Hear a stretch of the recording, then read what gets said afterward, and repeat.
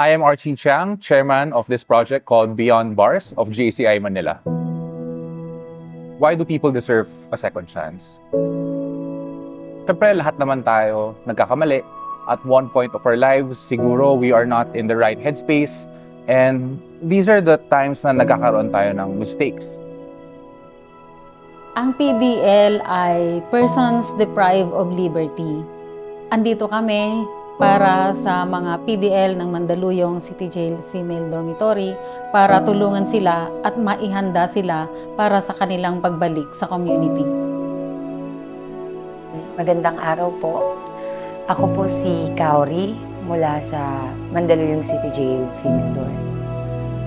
Tungkol naman po sa buhay namin dito sa loob, dito sa Mandaluyong City Jail. Actually, kung sa pang-araw-araw na ginagawa naman po namin, hindi naman hirap kasi nandun nga po na hands-on sa amin yung bureau and as well as yung mga BJMP officers para tugunan po yung lahat ng mga pangangailangan. The emotional aspect po, sobrang hirap kasi nandun na nagkikrave ka sa presence ng family mo, ng mga taong mahal mo, tapos sobrang limitado lang ng ginagalawan mo. Po si Lovely ng Mandaluyong City Jail Female Dorm. Nandito po ako 9 years and 7 months. Paglabas ko dito, may part sa akin na nag-aalanganin ako, medyo natatakot ako kasi 9 years is 9 years. So, iba na yung buhay noon kesa ngayon.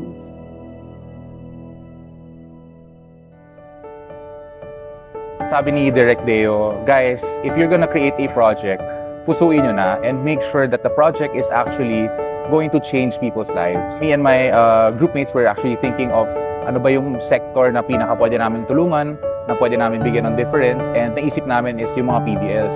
Doon namin naisip na why not, let's create a livelihood project for the PDLs. Nakapili kami ng livelihood program na hindi lang band-aid solution, hindi lang yung meron lang magawa. Ito yung magagawa namin ngayon, pero pag alis namin bukas, magagawa pa rin nila. It's really good to be able to help them as well kasi we want to give them all a second chance, a better second chance. We were able to set up a full industrial grade bakery for them. We'll be making different kinds of breads, crinkles, and hopefully this is one of the few items that they can actually bake in the bakery that we created for them. Iniwan namin lahat ng kailangan nila, equipment, skills, knowledge. Iniwan namin lahat yan para matulungan ang mga PDLs natin mabuhay dito and magkaroon ng bagong pag-asa pagkalabas nila. Tungkol naman po sa kaharapin namin, sa paglaya namin, nandun yung merong takot na kasi yung stigma na tinatawag. Alam naman natin ang mga PDLs, may mga discrimination when it comes to them. So ako, gusto ko, pagkalabas nila, mabibigyan namin sila ng magandang kinabukasan. Project ng GCI Manila. Para sa akin, it's a big help.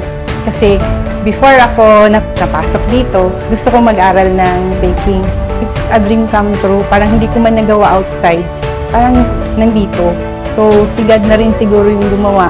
Dahil lagi kong pinagpipray yun. Kasi, syempre, paglabas ko, I don't think na makakabalik pa ako sa pagtatrabaho. It's a big help for me. Kasi yung pag-bake naman po, pwede kong gawin sa bahay lang. Tsaka kahit saan ako magpunta, pwede ko siyang dahil.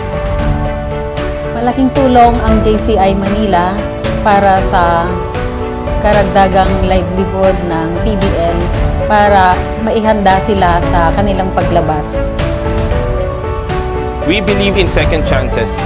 Our project is not just about giving these people livelihood and skills, but also giving them the opportunity to rise up to their own personal circumstances. Congratulations to Chair Archie Chiang for the success of the project Turnover Beyond Bars, has really moved us forward in promoting peace by aiding our beneficiaries in their re-entry back to the society. My only wish for the committee and for the beneficiaries as the chapter goes big, sana in the future, makita natin ang mga products ng ating mga beneficiaries na nasa market na binibenta na rin commercially. All of this wouldn't be possible without all of our sponsors, our JCI Manila family for making this possible. Maraming salamat JCI Manila at sana magtuloy-tuloy ang inyong project at marami pa kayong matulungan. Sa kanilang paglabas, gusto ko mayroon silang inaasahang magandang kinabukasan. Kami po sa JCI Manila, naniniwala po kami sa equal opportunities, no? Sa when it comes to work, when it comes to education. Isa lang po mapapangako namin, no? Kami sa JCI Manila, kasama ninyo kami sa lahat ng mga kabutihan na pwede natin maidulot. Partner po ninyo kami. Together, we can build a better future beyond bars. JCI Manila, let's go big! JCI Manila, let's go big! JCI Manila, let's go big! JCI Manila, let's go big! JCI Manila, let's go big! JCI Manila, let's go big!